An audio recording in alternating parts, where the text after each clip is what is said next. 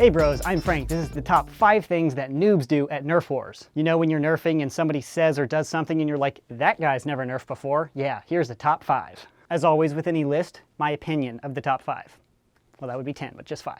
Number 5, the misunderstanding of how accurate a Nerf blaster is. Like that dude that lines up his shot and he assumes, oh, the sights are on the dude, he pulls the trigger, oh, I hit him. Oh, I got you, bro, I got you. The new guys probably aren't even trying to cheat, they just assume it's like Call of Duty where, oh, my crosshairs are on you, I pulled the trigger, oh, that's a hit. Nerf blasters have pretty limited accuracy, bros. When you line up your shot and you pull the trigger, you have to make sure to track the dart into the target before calling it on them. This is a trait of a noob and also just a cheater, but let's focus on the noob here. Number 4 on my list, calling this thing a clip. Is this a clip? Nope, it's a magazine. You see that spring feeding a projectile into the blaster? That is the definition of a magazine, not a clip. Coop, Hasbro made it and they call it a clip, so it's a clip. Hey, I was just in my kitchen and I made some of this. Do you know what this is called? This is called pizza. I made it, so I get to name it whatever I want. No bros, the mechanical device magazine was already in existence when Nerf used the engineering. Is it a big deal? No, but you're still objectively wrong if you call this a clip, and that makes you a noob. Dude, look at that car. Dude, look at that dog. Dude, look at that girl. Okay, well now that's just confusing.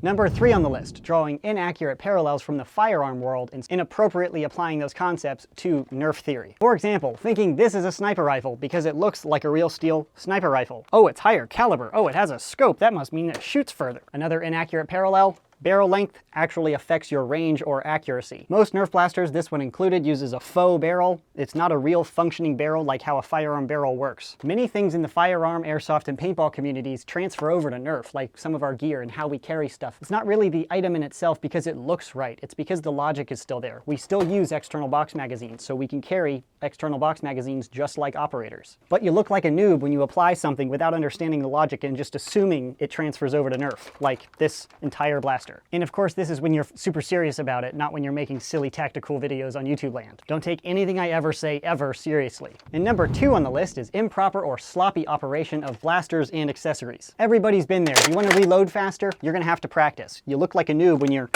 fumbling around and you don't know how to do it because you haven't done it. This isn't a bad thing, it's just an inexperienced thing, but it still makes you look like a noob because you're a noob.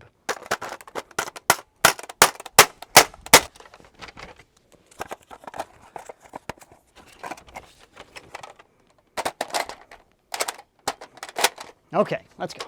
Another example, the chicken wing, when you go like this. I look like a pro, don't I? Point proven. As well as, oh, if I just leave my finger on the trigger the whole time, then I'm always ready for action. Nothing could possibly...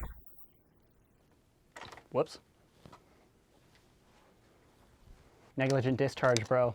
And the last one, the number 1 way you look like a noob at a Nerf war, calling this thing a bullet. This one makes sense because if somebody doesn't point out to you what this is, and we call them darts if you're unaware, the only thing you have in your database of vocabulary to describe this is a bullet. So I totally get it. If you don't know that we call them darts, what do you call them? Well, guns shoot bullets. It's kind of like a gun. Okay, let's call it a bullet. The word bullet is super aggressive. So if you're talking to somebody, oh man, I sprayed them with bullets, it sounds like you're talking about guns. I mean, come on, bullet, foam Nerf dart. I mean, obviously foam Nerf dart is first more accurate and also less aggressive and more playful because we're not trying to shoot bullets at people, we're trying to fling foam. I mean, come on. Oh, I'm out of bullets, throw me a clip. I think I'm good, I'm jammed. I just need to...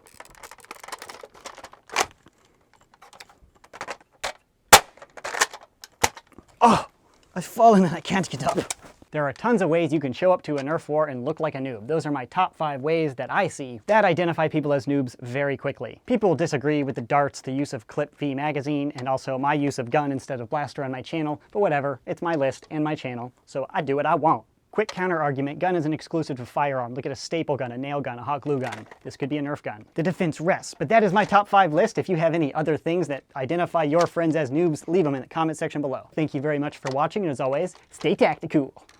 Being tactical for the sake of being goofy also sometimes makes you look like a noob, like when you run around with Centurion. But tactical is all about having fun, not function. So, you know, whatever. You can look like a noob as long as you're having fun, you're winning. And that's what it's all about. Thanks for watching.